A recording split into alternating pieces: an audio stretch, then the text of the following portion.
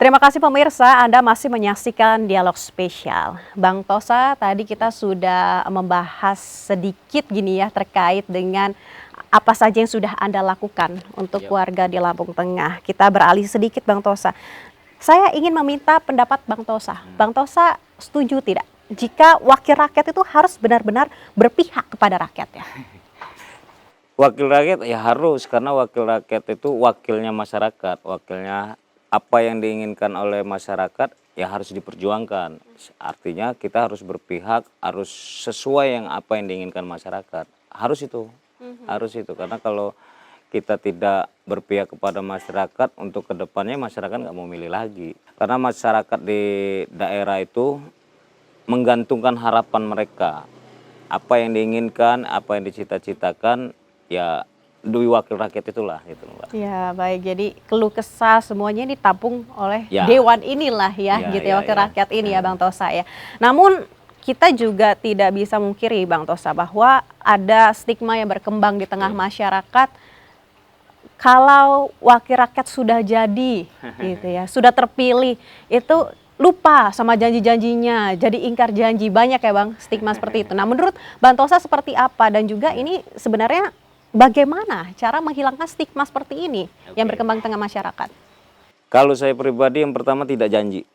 Tidak berjanji, tidak perlu kita kampanye janji saya ingin tidak. Jadi ajak masyarakat, ayo kalau ingin perubahan dengan kami, dengan saya gitu loh. Karena kalau kita janji-janji itu tadi pasti ditagih. Kita tidak pernah janji juga kadang dibuat seolah-olah kita ada janji.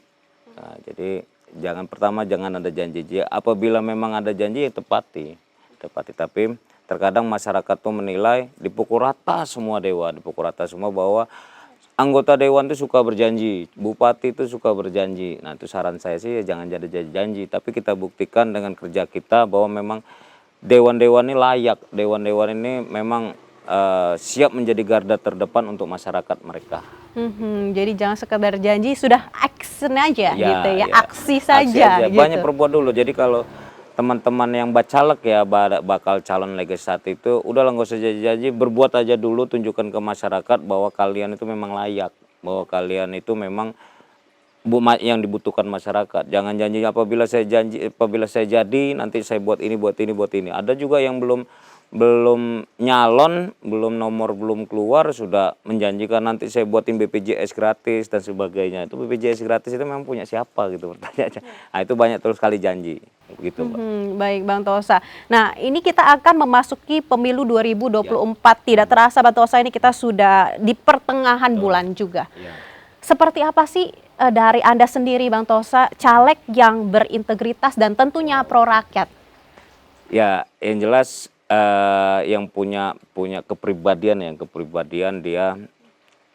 dia istiqomah untuk selalu berbuat, selalu untuk berkarya, bermanfaat untuk orang banyak. Kalau dia ngomong A, pindah B, pindah C, nah itu kan yang tidak punya integritas, dia tidak punya kepribadian. Jadi dewan-dewan banyak sih dewan-dewan di Lampung Tengah menurut saya hampir semua punya integritas. Mereka orangnya komitmen, mereka benar-benar memperjuangkan. Kelihatan sekali bagaimana kelihatannya mereka memperjuangkan di legislatif.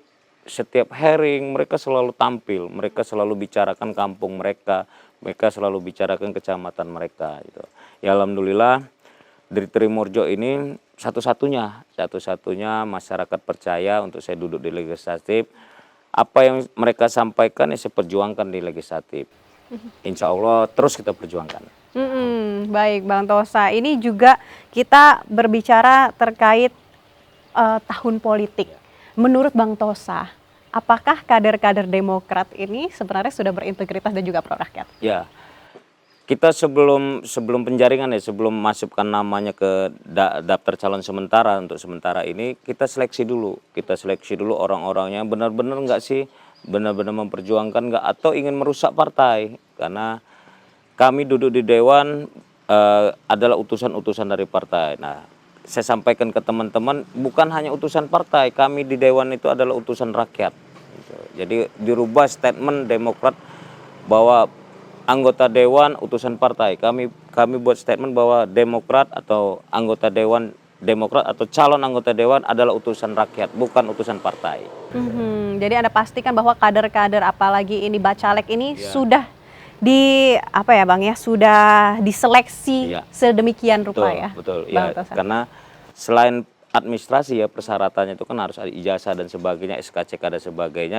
Kita interview juga mereka ini menjadi dewan itu untuk kepentingan apa? Bisa nggak mereka menjadi utusan rakyat?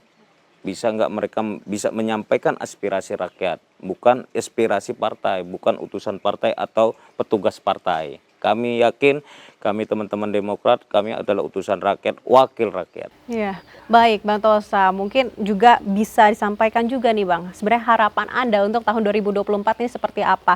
Mungkin juga bisa sosialisasi ataupun harapan Anda juga kepada masyarakat agar bisa menjadi pemilih yang bijak juga nih Betul, pada ya. pemilu nanti. Ya, di 2024 yang pertama jangan golput. Di 2024 saya berharap semua masyarakat dapat hadir, dapat datang ke TPS untuk coblos karena suara rakyat, suara masyarakat banyak itu dibutuhkan. Pilih yang menurut masyarakat, yang menurut warga memang benar-benar dapat mewakili mereka, dapat mewakili untuk menjadi wakilnya di legislatif. Tapi sejauh Anda saat ini Bang sudah masa kampanye seperti itu, Abang melihat seperti apa pemahaman mereka terkait dengan pemilu ini? Sudah tradisi buruk sebenarnya, sudah tradisi buruk. Sebelum kita nyalon malah sudah ada pertanyaan nanti mau ngasih apa, itu tuh tradisi yang buruk sekali. Stigma tadi itu ya? Ya, jadi saya pribadi saya sampaikan di sini boleh disurvei dan sebagainya, tidak ada main politik saya, bukan tidak ada saya main uang dan sebagainya. Bisa dibilang saya tidak keluar uang sama sekali.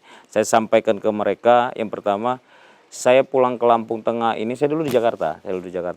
Saya pulang ke Lampung Tengah ini tidak cari pekerjaan. Kerjaan saya jelas, dulu saya seorang pengacara, kantor saya ada di mana-mana, alhamdulillah. Pekerjaan saya jelas, jadi saya tidak pernah namanya cari proyek, cari pekerjaan dan sebagainya. Saya pulang ke Lampung pure untuk ngajak Lampung Tengah, ngajak warga khususnya Kecamatan Trimorjo untuk ada perubahan. Di Dapil 3 ini ada Trimorjo, Bumi Ratunuban, Bekti dan sebagainya. Nah, saya ngajak masyarakat, ayo kita berubah. Berubahnya salah satu itu jangan memilih karena uang, jangan memilih karena sembako. Pilih benar-benar yang bisa mewakili bapak-bapak, yang bisa mewakili para ibu-ibu masyarakat, tokoh pemuda. Kalau anggota dewannya yang dipilih sesuai inginan, insya Allah sesuai harapan. Jangan karena memilih karena duit, sembako. Nanti wakilnya ya dia merasa sudah keluar uang, ya ngapain gua ngasih, gua kan udah kasih uang. Nah itu bahasanya itu kurang suka gitu. Baik, jadi harus amanah Ya, gitu ya Bang siap. ketika sudah terpilih ya. Siap, Baik siap. Bang Tosa, akan kita lanjutkan lagi Oke. Bang Tosa ya. Pemirsa Metro TV Lampung, Anda jangan kemana-mana, usai jeda pariwara. Kami akan segera kembali.